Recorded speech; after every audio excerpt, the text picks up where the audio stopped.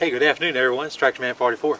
Been working on some old tractors lately, I guess you might have noticed or not. And we've got the twin to this one here in the shed. We just recently got it running. And I thought, well, time to bring this twin over there. And we'll put them nose to nose or reasonably close to thereabouts. And do the same thing both times, you know what I mean? So we're going to dig this one out. Of course I had to go in and get the air tank and air up the front tires. This one here got a big old hole in it, so no good doing that. But I got this one here, at least one's better than none. We're going to spin this thing around this way to where we miss that little international cub, and we're going to pull this out of here with the Kubota, the B3030, and drag it up there by the shed and put it there by his brother. This one is, I think, a couple of years older. This is a 300,000 series, the other one is a 500,000 series, so this is going to be a few years older. Maybe. I think you can tell by looking at this thing here with the trademark temporary fuel tank that I've obviously had this thing running a number of years back. This one too has been probably about 7 to 8 years or so since I've done anything with it and got it running. Been sitting here under a tarp all that time. First thing I got to do is nudge it backwards with the Kubota. Just hook a bucket under the tire and give it a little bit of a spin backwards and cock the front wheels to the left. Get it to where it'll spin out of here a little bit easier.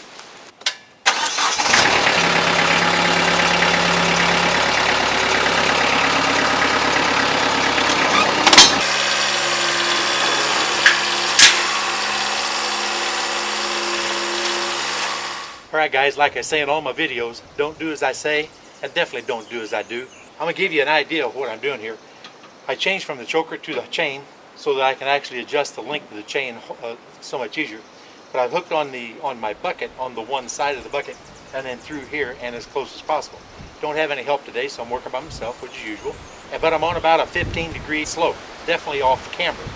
If I was to tow with the middle of the bucket or the downhill side of the bucket, it's going to want to change my center of balance and cause me to raise the back end of my tractor in the air, things like that, you know, and it happens fairly quickly. And when you're pulling a tractor that you don't have someone else to control via brakes or clutch and gearing and things, you want to be able to stop that vehicle or that tractor, you know, with the vehicle that you're on, but you got to keep that tractor under control too, which is why I've got the bucket very close to the front end. I can just drop the bucket, test the front tires, stop the motion of the tractor if necessary. But you want to pull, I want to pull from the uphill side so that I put down pressure on the light side of the tractor because of the balance point on the hillside. Like I said, don't ever do as I say. I don't do how-to videos, it's just how I do it.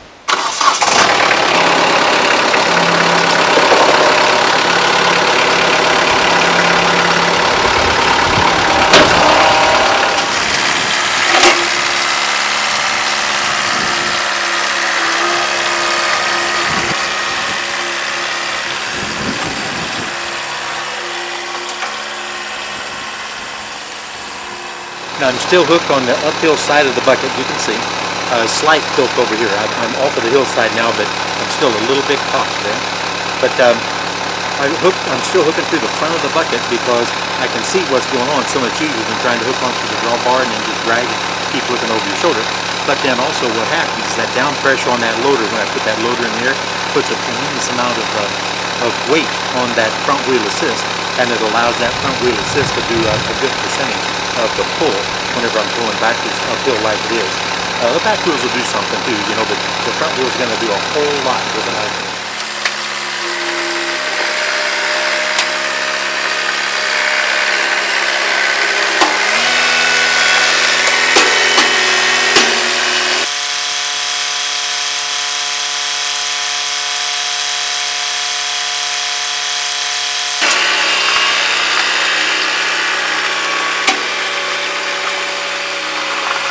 Now, I probably don't need to tell you all this, but anytime you're in a reasonably hard pull, especially like here, this tractor here is 1.5 times heavier than the tractor I'm using to pull it.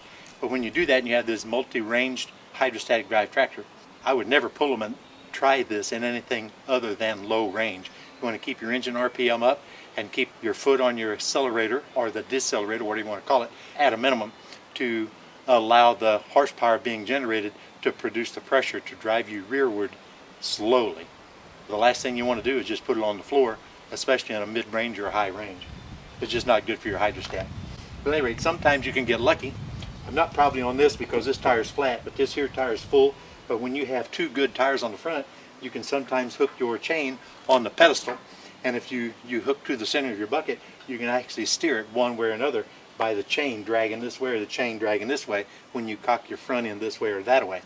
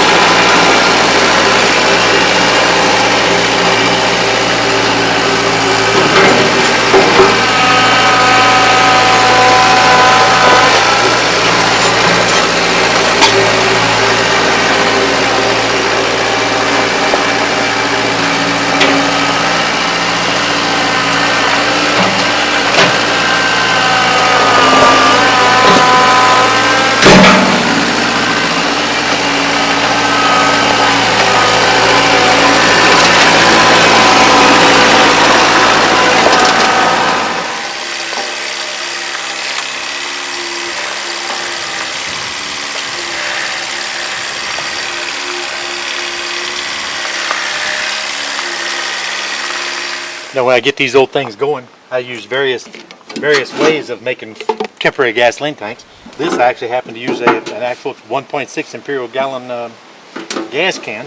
And I took and soldered a fitting into the side, and I told you that this has been setting for about 8 years since the last time I had it running. And take a look at this. You can see that gas tank is rotted plumb out. Look at that.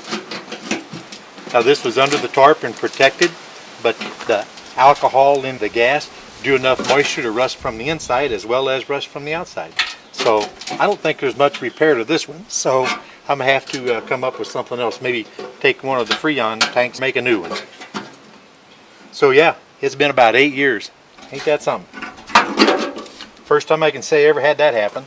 One of the cool things about this tractor here, I remember now that I'm looking at it, it had already been converted to a 12-volt generator. It's got a voltage regulator on it instead of the cutout. So everything is ready to go. He's got a resistor over there on the coil, and I should be able to either engage the on-off switch up front or just jumper it with the jumper switch, and we should be able to at least get it to turn over. I've checked the oil. It's got oil in it and everything. It's got a little bit of liquid in the radiator. Gas tank is total rust, so we're going to have to make a temporary gas tank for it. But yeah, this one should be good to go before too long. Looks like I lost a spark plug wire. That'd be at least my worries there. Hey, and there's going to be another first start video coming very shortly. This is Tractorman 44, and I am out of here.